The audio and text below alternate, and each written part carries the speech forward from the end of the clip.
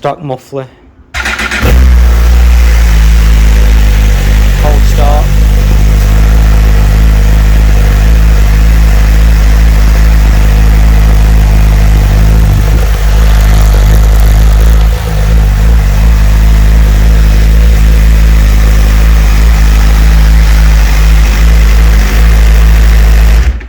And to remove the stock muffler, you just need a 6mm Allen key and an adjustable on the back, and then 6mm Allen key, undo that clamp, undo that bolt, and it'll just pop off.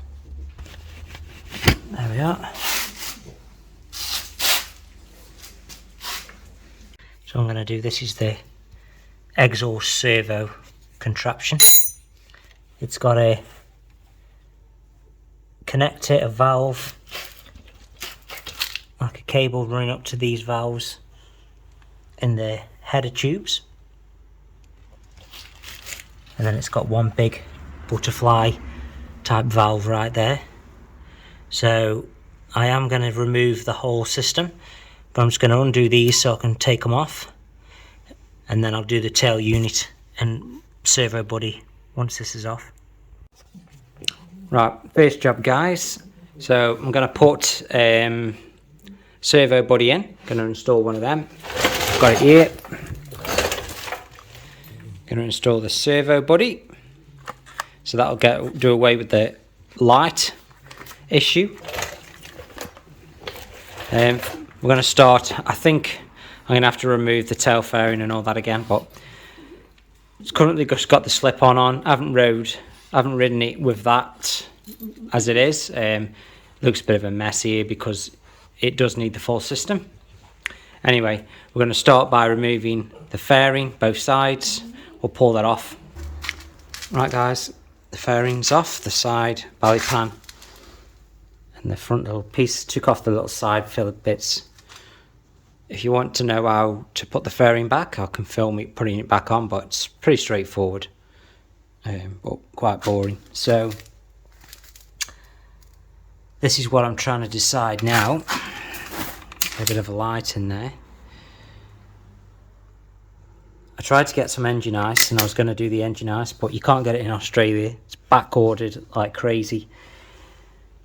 I'm thinking a bit of cardboard down the side here, because I don't want to start draining it, and I've got to remove the tank, get to the bleed nipples, and so I'm thinking I might be able to get in there, take my time. I should be able to get in there, put a bit of cardboard on, protect the rad this side, but I think I should be able to get to it. I might need to remove one of these cooler brackets, oil cooler brackets, to drop it down. That's that side. And then taking this side off. This side's pretty much the same as the last side, as the other side to remove. I do have radiator guards, and I do have my signature GB cover to go on, which is good because I like to cover that because it's silver, it looks ugly. So same again. I think we might be able to get it. I'm quietly confident, but we'll see. So I might start dropping that. So what I might do first is maybe loosen the brackets underneath. I think the brackets, that's the O2 sensor, so it's held up there.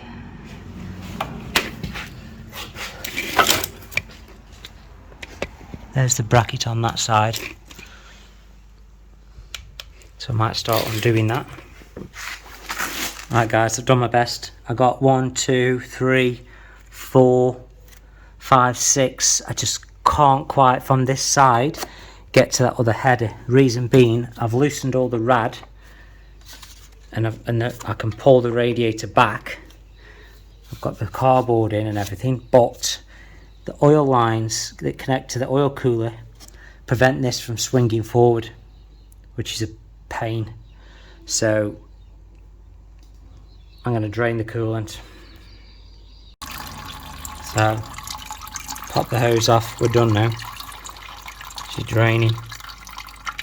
take the other side off, let the air go through. Right guys, so as you can see the radiator's off. Just, yeah, I may as well just drop the radiator rather than trying to get in there. It's a bit of a pain, it's difficult to do on your own, trying to hold one end and the other not damage it, but did a good job. This is this side. So at least now we've got full access to all the bolts.